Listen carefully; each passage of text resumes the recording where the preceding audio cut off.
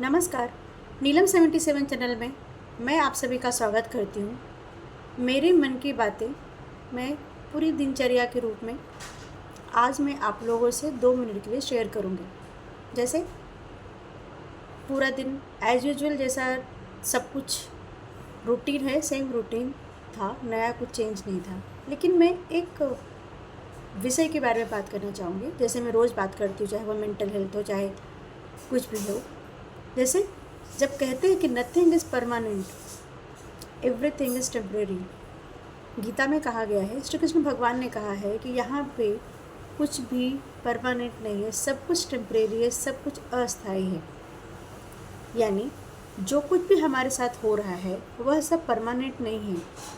इसका आप लोग मैं अपने जीवन में जो कोशिश करती हूँ लाऊं, जो मुझे समझ में आता है, मैं आप लोग के साथ इसके बारे में बात करती हूँ। ये सही बात है कि जीवन में कुछ भी परमानेंट नहीं है, लेकिन हम लोग दुखी क्यों रहते हैं?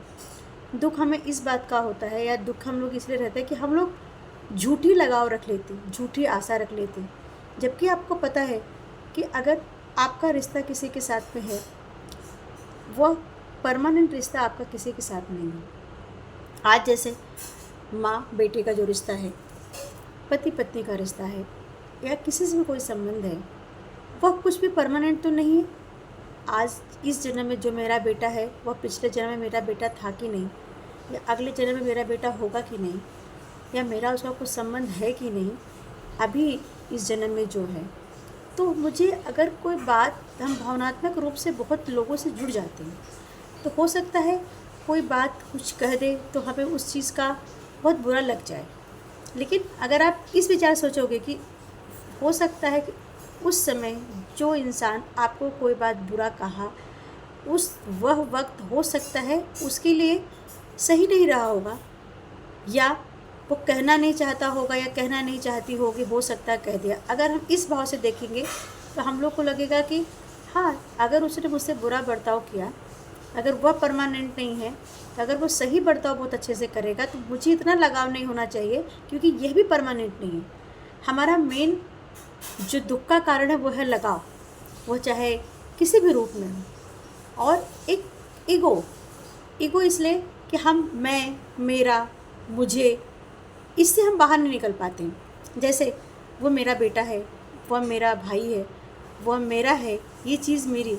अगर आप मेरा निकाल दो, सब कुछ अगर ईश्वर का है, अगर ईश्वर के मर्जी के सिवा कुछ भी नहीं हिलता, एक पत्ता भी नहीं हिलता है, और उनके मर्जी के सिवा किसी का कुछ भी नहीं है, अगर यह बात हम लोग समझ लें तो क्या हमें कभी दुख होगा? नहीं होगा। लेकिन ऐसा होता नहीं है।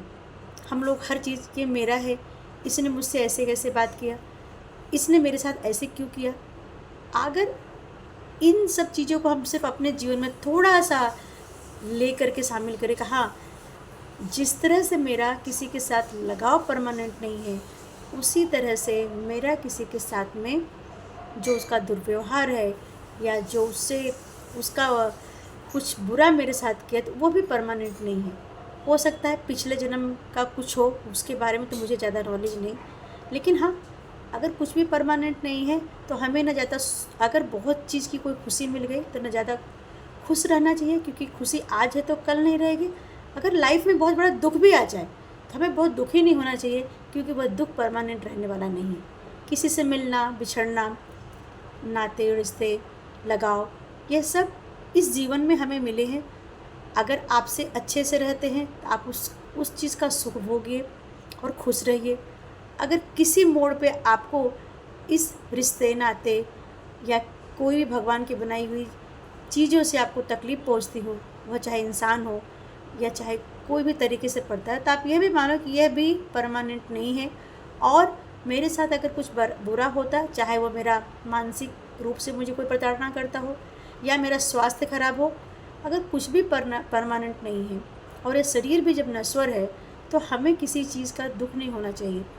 और कोशिश करना चाहिए कि जब हम अध्यात्म से जुड़ेंगे तो धीरे धीरे हमारे अंदर ये बातें आती चली जाएगी कि हाँ, कोई मुझे दुखी कर रहा है तो मुझे दुखी नहीं होना चाहिए, और किसी बात से मुझे बहुत खुशी मिल रही है तो बहुत खुश भी नहीं होना चाहिए, क्योंकि दोनों ही चीज़ें परमानेंट नहीं है, दोनों ही चीज़ें टेम्परेरी है। यदि लाइफ में सब कुछ टेम्परेरी है तो हमें इतना उदास नहीं होना चाहिए और हमें इतनी चिंता नहीं करनी चाहिए।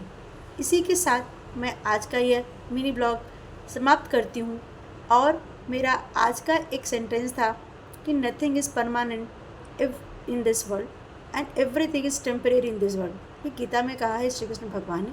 अगर यहाँ पे सब कुछ टेम्परेरी है तो हमें किसी चीज़ के लिए कभी उदास, कभी दुख नहीं होना चाहिए। और इसका ज्ञान हमें तब मिलेगा जब हम धीरे धीरे अध्यात्म की तरह जुड़ेंगे, अध्यात्म के रास्ते पे चलेंगे, स्पिरिचुअलिटी हमारे अंदर आएगी।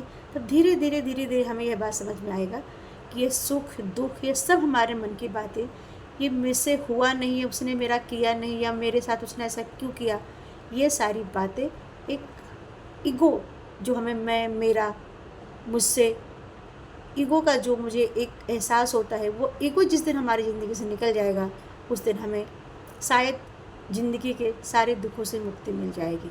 चलिए, इसी के साथ मैं ये ब्लॉग आज का दिन का समाप्त करती हूँ और आप सभी को राधे राधे।